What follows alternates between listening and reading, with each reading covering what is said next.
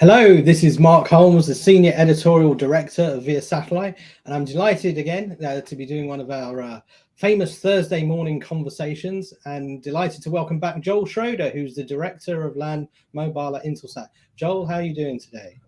Yeah, I'm doing well, enjoying the warm weather in the UK this week. It definitely is warm, I know that. But so Yes. let's talk. Let's get into a subject that you and I have been talking about a lot about land mobile, and we'll zero in on one or two particular industries because this is definitely a topic that's definitely on the rise, and a lot of conversations going on in the industry about this right now.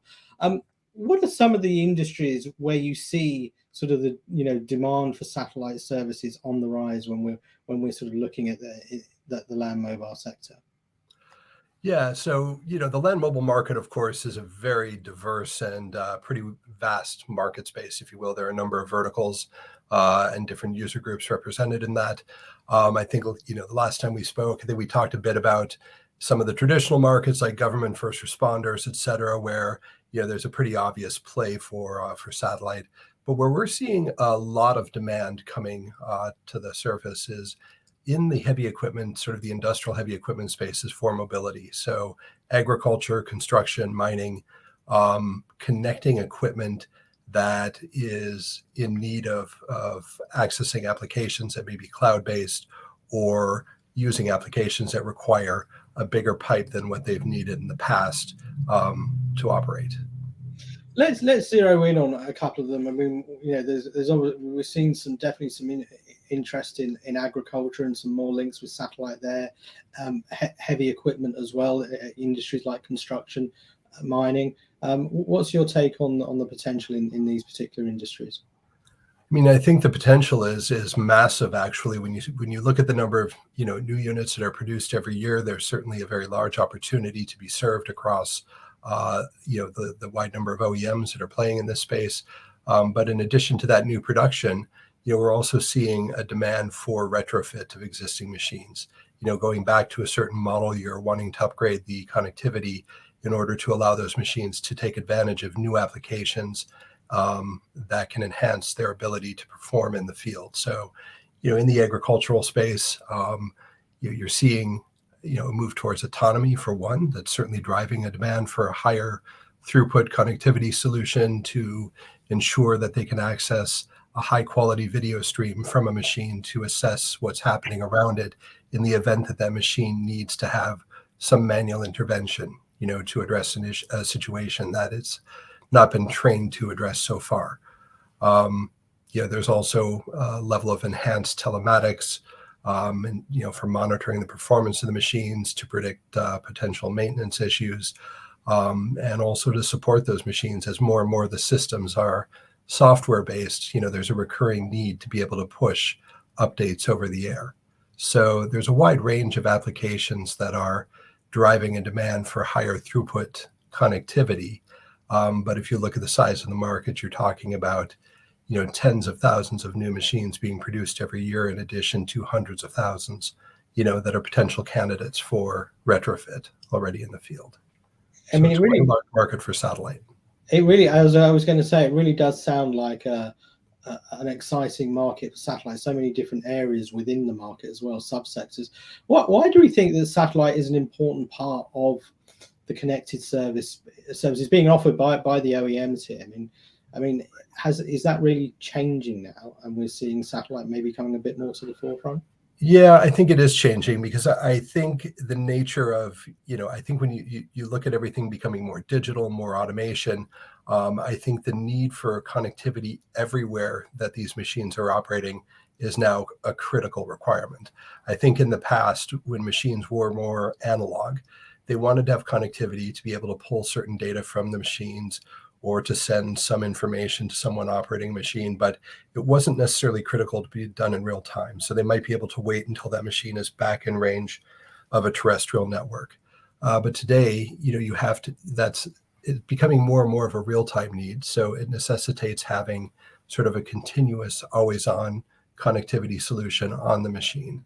So assuming that cellular is not going to be available everywhere, and in many cases, it's not available at all in some of the remote locations where these machines are operating, satellite is now a critical part of the communication fabric that's needed to support those machines.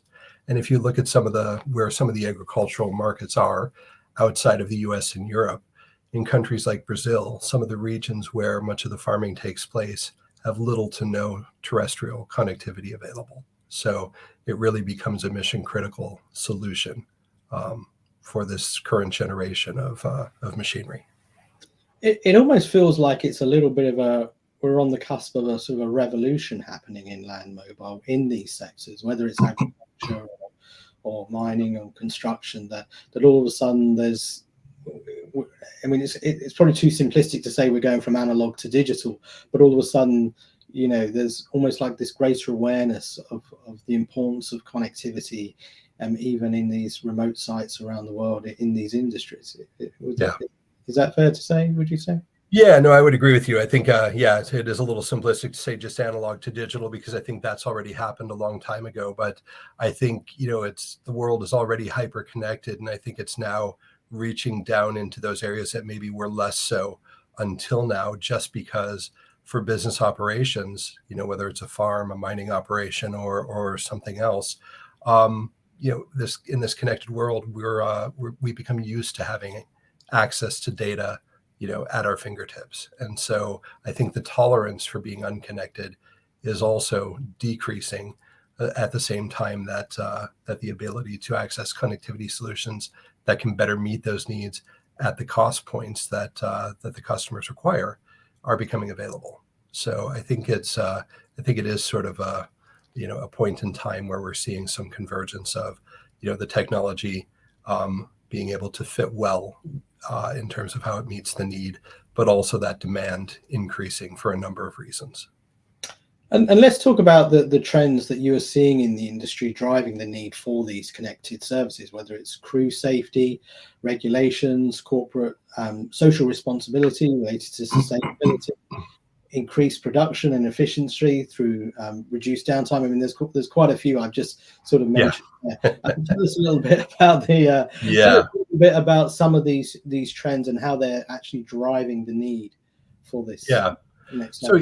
So it varies a little bit between the different verticals that are using these types of heavy machinery.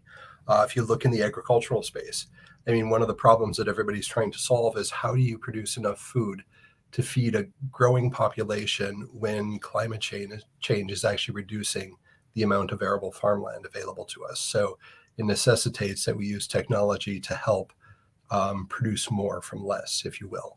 So many of the technologies being developed by the large OEMs are not only enabling farmers to plant their fields in a way where the rows are closer together, the plants are closer together, but they're also able to optimize how they use fertilizer, pesticides, even water for irrigation in a way that is more environmentally friendly. So by using something that's much more precise, where it's using intelligence on the machine to target that application of the fertilizer or pesticide just to the plant rather than blanketing an entire field, it not only reduces the amount that's needed and reduces the cost for the farmer, but it has the side benefit of being more friendly to the environment by introducing fewer chemicals to that location.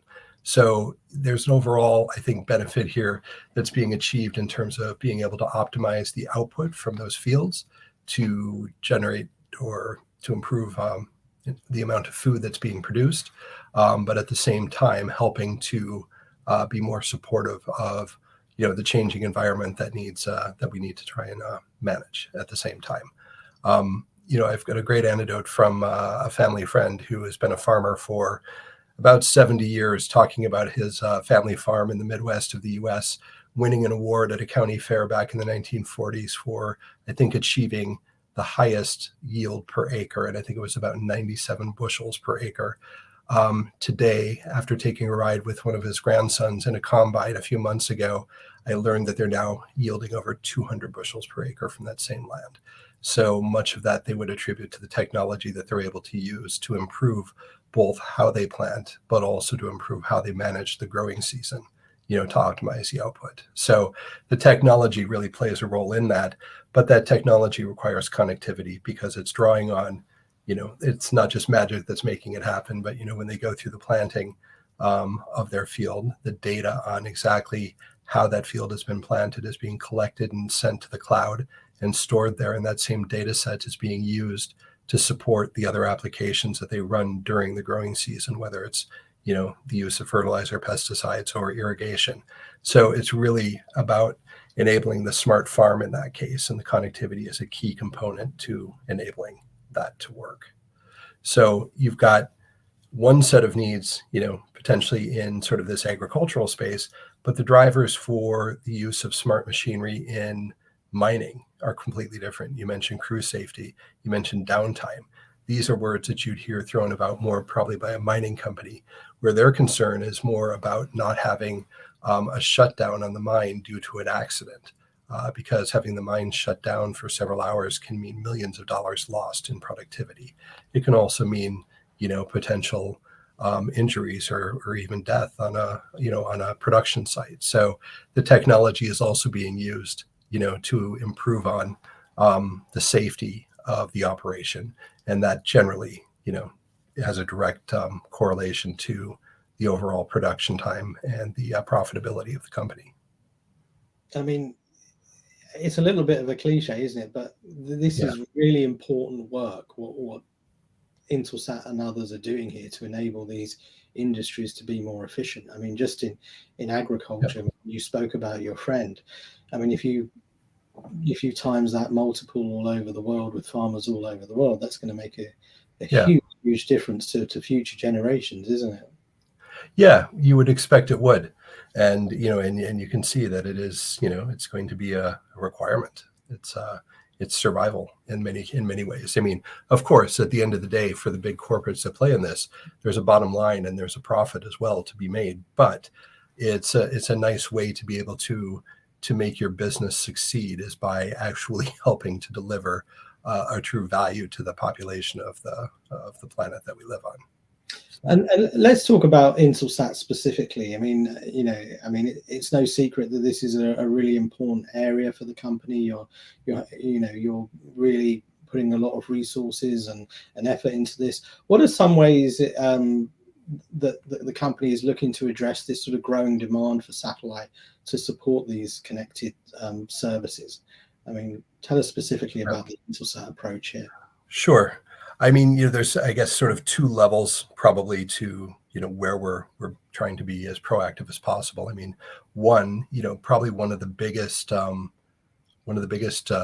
challenges maybe in getting the right solution into these markets is on the terminal side. So getting to terminals that are small enough, but yet high performing enough at the same time at the right cost point is a challenge. So to date, we're certainly making investments in our partnerships with terminal vendors to get to the right technology, to be able to fit onto these machines and deliver the performance that they need, and to be able to do that at a price point that makes it a viable solution for them to use. So that is a key area of development for us, and it's one that we're actively investing in and actively partnering in.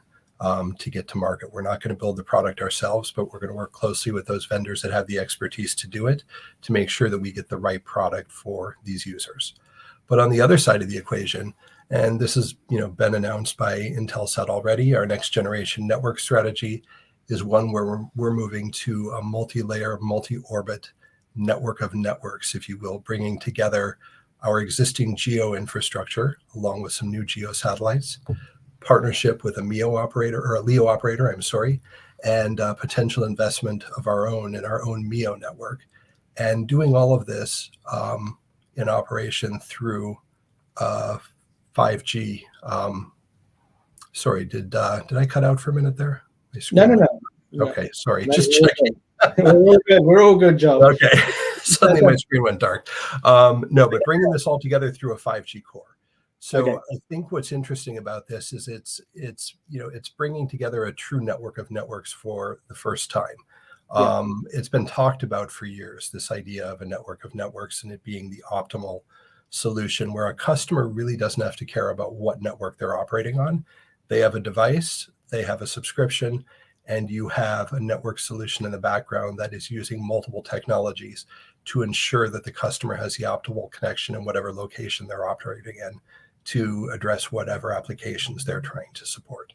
So Intelsat's development will be one that has a global 5G terrestrial infrastructure that will allow us to do proper peering with mobile operators operating in 5G that can enable seamless roaming between satellite and terrestrial networks, but it will also incorporate multiple satellite layers, different orbits that can offer different benefits based on the applications that are being used. So you'll have the advantage of getting to some smaller terminals and supporting lower latency applications on LEO or MEO, but you'll have the high reliability and the availability of the geo coverage that's always overhead and always there to provide that solid layer of high availability, highly resilient connectivity. So I think this is a strategy that had already been, defined and in development before we started moving more actively into this heavy equipment market. But I think there's a real synergy here in terms of the needs of that market and the network that we're building. So we can deliver components of that today, but we are going to provide them a path for growing their business along with ours onto a network that will offer everything that they need without them needing to worry about managing those various components of the network. We'll offer them a single interface through a device and a single interface through a common subscription plan, and everything else will be orchestrated in the background for the customer. So I think there's a real, I think we are at an inflection point where, the sort of future networks and the demands of these markets are really aligning, very strategically. It definitely sort of feels that way. And it's going to be exciting for me as an editor to watch this over the next few years and see just what impact Intelsat and others can have here. How is Intelsat prepared to address, I mean, I think you touched upon this in the previous answer, but prepared to address new heavy equipment technologies and applications down the road that require advanced satellite connectivity? Yeah, well, I think so. I mentioned earlier that we're working closely in partnership with various terminal vendors and making investments to ensure that we get the product that we need. I think one of the key solutions is going to be multi-orbit terminals. So terminals that are going to enable access to this network of networks where the customer will have the advantage. On day one, it's probably going to be much more about optimizing the customer experience in the specific location where they're operating. There may be locations that are going to be better served by a LEO constellation and others that are better served by a GEO. So a day one multi-orbit solution is going to provide access to, those one or more constellations. It's really going to be about optimizing the customer experience in the location where the customer is operating.